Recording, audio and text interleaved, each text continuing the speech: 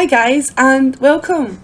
This is Nick John Wick, that's a Revenant, and this is a ghost guide. You're welcome. Spoiler alert, I guess, because the video does deal with this entity's ability, but it will also show you the #1 photo in the entire game. So I kinda have to do a spoiler alert. A Revenant is a supernatural entity that's believed to have returned from the dead to exact revenge on those that perished him, or the place that he perished. Okay, Revenant typically comes from the French word revenir. I'm not sure if I pronounced that right. I'm sure Nussy Games can let me know. Wouldn't that be funny if he commented? But revenir typically means to return, so it is the entity that returns to the living world in order to carry out revenge and all of that nasty stuff. Revenants are actually seen as an embodiment of retribution, punishing anyone who wronged them in life. However, some cultures actually believe that the Revenant is an unsung hero, a tragic hero if you say, coming back to right the wrongs of this world. The return from the dead is based purely on redemption for their own soul and kind of ours, so you know, not all heroes wear capes. Oh god. Now, because the Revenant has returned from the dead, there is a school of thought that believe the Revenant is actually a type of vampire. Now, there are two big differences, being a vampire will suck your blood. I want to suck your blood. Oh god, it sounded like Arnold Schwarzenegger. And a Revenant will drain your energy. So, kind of like what we do in the shadows. My name is Colin Robinson, and I am what's known as a psychic vampire, or energy vampire. Something that's going to suck and drain the very life from your soul. This is my office, also known as the hunting ground. Hi, Deb. Energy vampires drain people's energy merely by talking to them. Actual versus budget. We either bore you with a long conversation, Feeling better now. I was a little... or we enrage you. In fact, you probably know an energy vampire. We're the most common kind of vampire.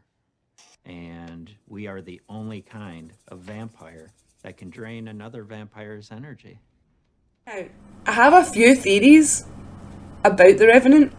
One of those theories was actually discussed on the official This Is a Ghost Discord, and if you'd like that link, it's in the comments, so make sure to go along and get yourself into the Discord. We're all there, we're all having big discussions. But one of the theories was, and suggested by Nems himself, that there is an influx of activity directly prior to when the Revenant uses his ability. Spoiler alert, he has an ability and he uses it. I viewed, once again, far too much footage, spending about 2.5 weeks on this video alone, and with that theory in mind. Okay, does the Revenant influx activity directly prior to using the ability? I must say, unfortunately, I haven't seen that pattern. However, there was 2 occasions where a vengeful entity did use his ability about 3 to 4 minutes after a vengeful hunt. It's not a pattern because it only happened in 2 cases. One case was after the vengeful hunt, and one case was about 3 or 4 minutes after he used a phone, a light switch, and did some writing. So I can't really say that pattern is true. So for now, we're going to bench that theory, but we'll keep it in mind. And like I always say, if anything changes guys, if patterns emerge, if the ghost model gets updated, we will update this guide. So the second theory that I have myself is that the Revenant will actually be weaker when he's used his ability. And I've seen them across every contract. From 2 to 3 shots when not using ability, to 1 to 2. In terms of gameplay, the Revenant ability is true to its history. It has a silent health drain. He will silently and slowly drain your health in a way that you can't really notice it. Now, I'm very careful with how I choose my words here, and that is because the silent health drain isn't so silent. And for that piece of information, you're going to have to view the practical. I gotta keep my retention somehow. So this silent health drain can actually change your game very quickly. Especially if you're using the night vision and you're on a large map looking for a distortion that's a little bit difficult to show, because you know what? The Revenant likes to do that. I'm not jaded honest. Right? Now, this is the rev drain from 4 of the contracts, and I would like you to notice, I'm sorry they don't all start at the same time. I was very tired last night when I was making this video. So, yes, they don't start at the same time, but they all take the exact same amount of damage over the exact same amount of time. It does. Don't question me on that. So the Revenant will actually take around about 5 points of health every 5 seconds. So let's count it. Shall we look at the middle one? Like, where's my pointer stick? Well, that's not going to show, is it? Shall we look at this one? The blue one? Let's look at the blue one.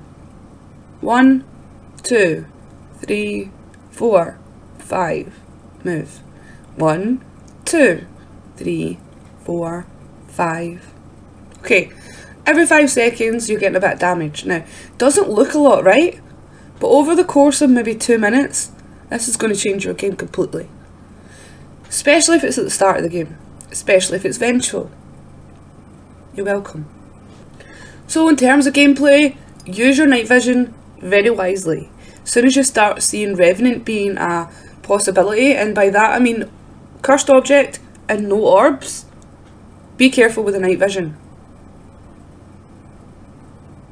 In terms of behaviour in the contract, the Revenant will actually show you a little bit of activity and interaction at the start of the game, and it will quickly dip right after, almost as quick as he gave it.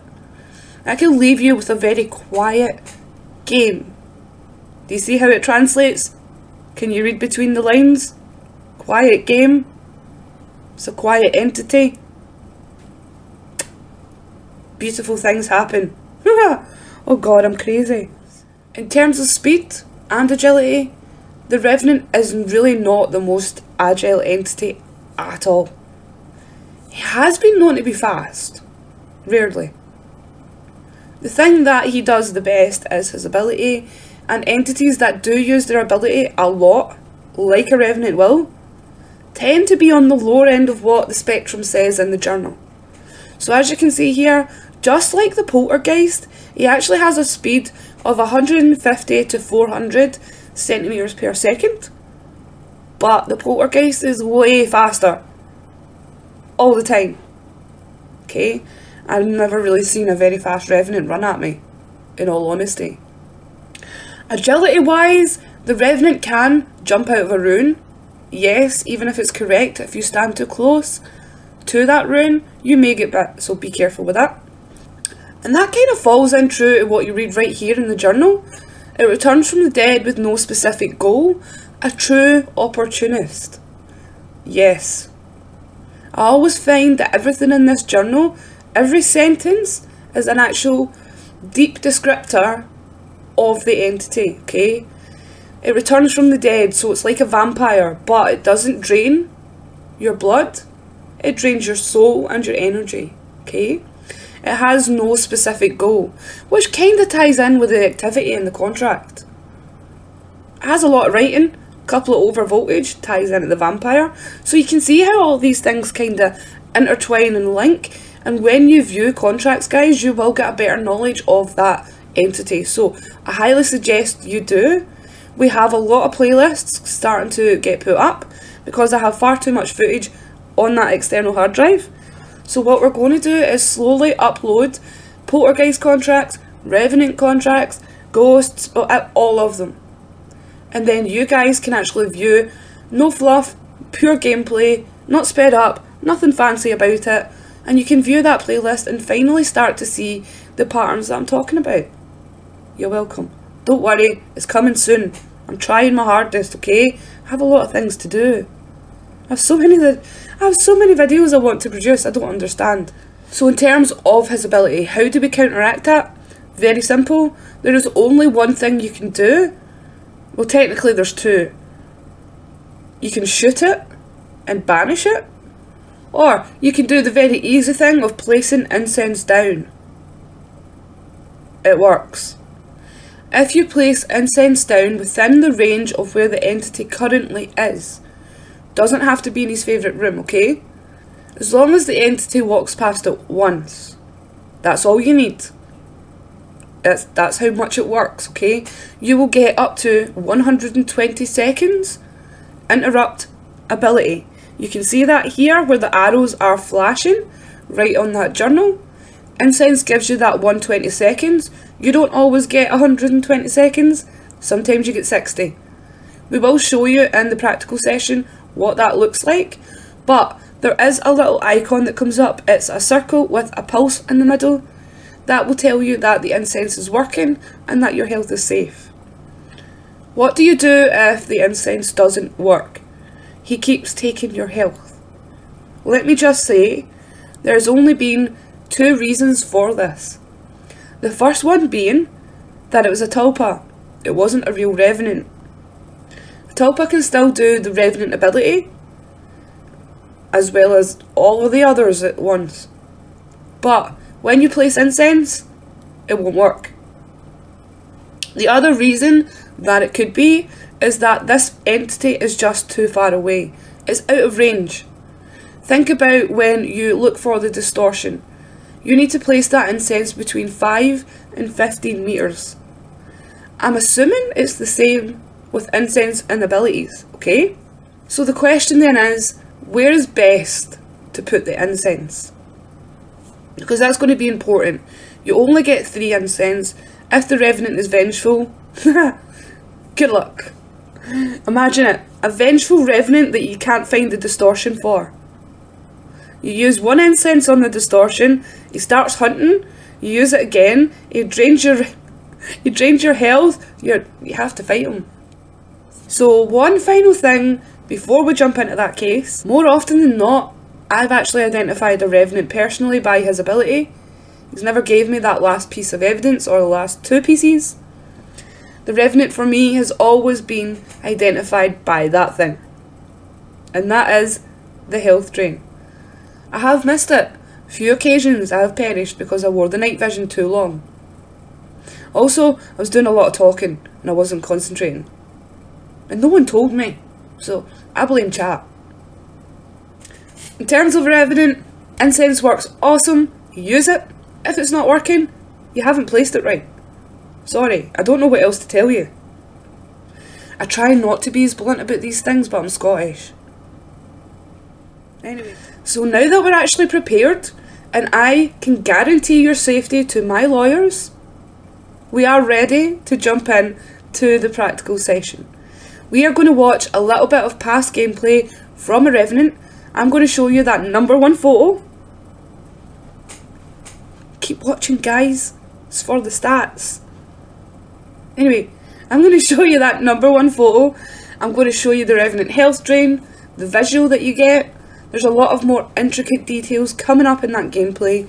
Make sure to stay tuned, get your notepads ready, and let's jump on into a contract. Let's go. Alright guys, here we are in the Old Haunting, one of my favourite maps. That is because you can make a lot of money really quickly, especially on hard mode. Now as always, we check for cursed objects, orbs and what quests that we have. And what I find with Old Haunting is that a lot of the time the orb can actually be on the outside of the property. So I do spend a second or two looking for that. There's been a few games where I've been caught out, where the entity and the orb has been on the second floor but outside the window. Now it seems to happen quite a lot on the Old Haunting map. But we do go ahead, we get the book from outside and we head in, finding that cursed object right away. which is great. Orbs and cursed objects are one thing to get out the way really quickly. You either have them or you don't.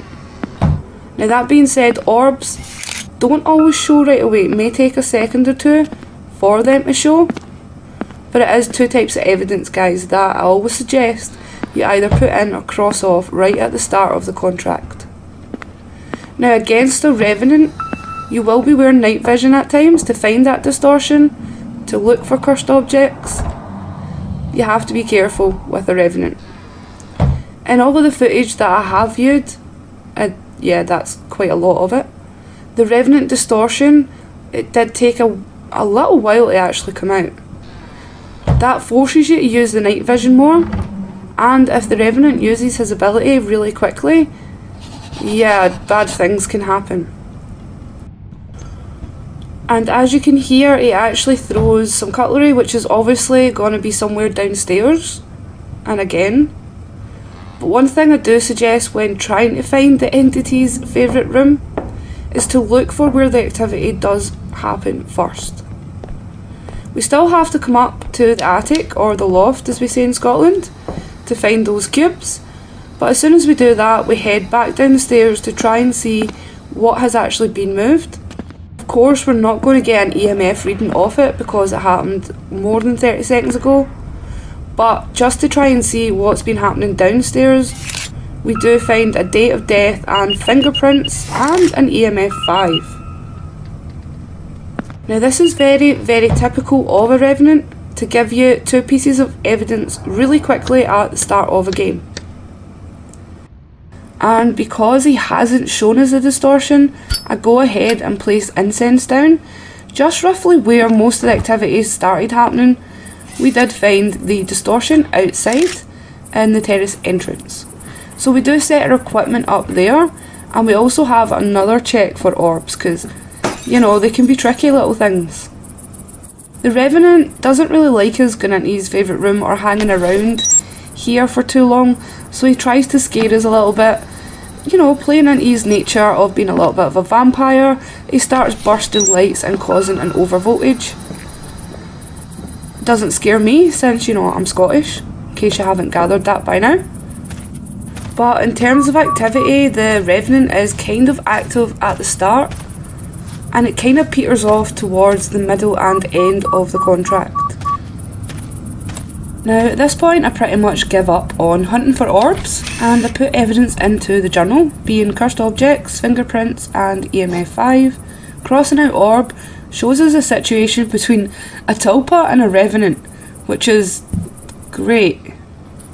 Now, as soon as I do have a Revenant show as a possibility, I immediately reduce the use of the night vision. That is because he can choose to use his ability at any point, and his silent health drain can go unnoticed when you have night vision on. Now the reason why I pause on silent is for effect, because technically, yes, it doesn't give sound, but there is a visual distortion which I will show. Now you will see here the silent health drain begin. I want to see if you guys can notice anything else. That'll slow down in a second. But as you can see, a Revenant will take around 5 points of damage every 5 seconds. Same. Now, here I've slowed down a little bit of a very, very subtle thing that does happen when the Revenant takes your health. There we go. Now again, very true to nature, a lot of overvoltage with a Revenant. He is part of the vampire family. Like I said, he likes the dark and he likes to scare you, because he's an asshole. So when we are looking in terms of behaviour in the contract, the Revenant writes a lot. He overvotes a lot. Thanks, okay, we get the point. He writes a lot, he overvotes a lot, and he will throw an object or two, but not much. We are dealing with a residual entity, as we can see. But in terms of behaviour, the Revenant will peak and spike very quickly, and then dip just as quick. There are a couple of ways that you can make him angry and trigger him, and this is one of them. So if you do find you're at a stage in your contract where things have quietened right down, make some noise. flick some lights, bang some doors, do what you gotta do. With every interaction there will be a reaction. It is basic laws of entity physics right there. When you start playing around with interactable objects in the game, the evidence will start showing. Or you'll at the very least, start interacting with stuff. Now, this is my favourite room, and I do like to get the entity to fight me in this room. And that's for one reason, and I will show you that later on. But we do get the cause of death, which is drowning, and I for one am confused as to how he drowned when he perished in the terrace entrance. Maybe it was an unfortunate bird feeder accident, I'm not sure. But, you know, at least we get it to put in the journal for that perfect contract, so let's go. We do go ahead and take our great sacrifice downstairs with us. It's not for protection, it's more distraction. But one thing I'm always wary about is in every contract, everything can be a tulpa and a tulpa can be everything. If you'd like a guide on a tulpa, I have one on my YouTube channel, so check that out. But we get another sacrifice because 2 is better than 1. And what I actually do here is I'm checking for absolutely any other evidence, because if I get any, I know it's a tulpa. So we try and encourage that again just by a little bit more music. It doesn't really work, so we go ahead and speak to it. Show yourself. With a Revenant, show yourself is going to make it show its ability. Be careful to have a little look. It's already started. Have you seen it yet? Yeah, exactly, because I haven't. Here I am, stupidly trying to give the entity a bottle of beer, and he's already draining my life from my very body. Get in my belly. Anyway, I notice that round about this point, the best thing you can do, the only thing you can do, is put an incense down. You're going to want to do that within a range of where the entity is. Now, lucky for me, I actually put it down in the favourite room and the entity's there. As you can see up the top right, it tells you that we've got 60 seconds now of interruptibility. That's the circle with the pulse through it. That's what you want to see, because that means your health is safe for now. At this point in the contract, a few things can go wrong. It hasn't shown us he's residual or lost. We're assuming he's residual, but that could be wrong and he can jump from the rune. Also, it can be a tulpa, so there's that. But we use motion sensors on the path of travel, placing a rune right in that choke point at the top of the stairs. The motion sensors are going to tell us exactly where he is. And I'm going to show you the number 1 photo in the game. So spoiler alert.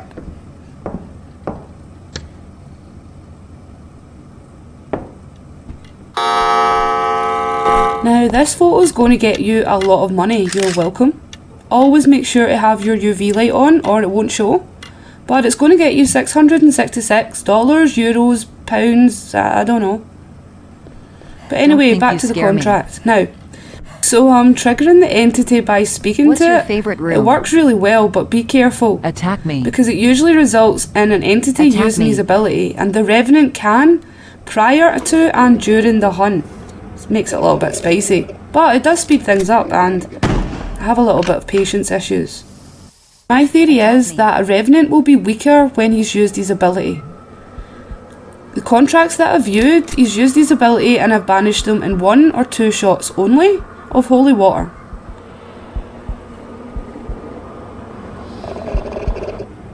So this will be our 2nd shot. And for the 3rd shot, I actually hide behind the cupboard just to prove a point. It's not because I'm scared, honest. But you know. Basically, gets banished by being held in the ruin. So 2 shots in a ruin hold and, you know, a little bit of trash talking and we're done. So just to recap very quickly. The Revenant will peak activity at the start of the contract and then pretty quickly taper off, just as quick as it peaked. It will favour overvoltage and writing. Its health drain will take 5 points of health every 5 seconds. You can control this with incense. If the incense doesn't work, you've placed it too far away from the entity. But I do hope this helps you guys in dealing with the Revenant. If it does, please consider subscribing. I have got many more guides coming in the near future. Class over, and I'll catch you on the next one, guys. See ya!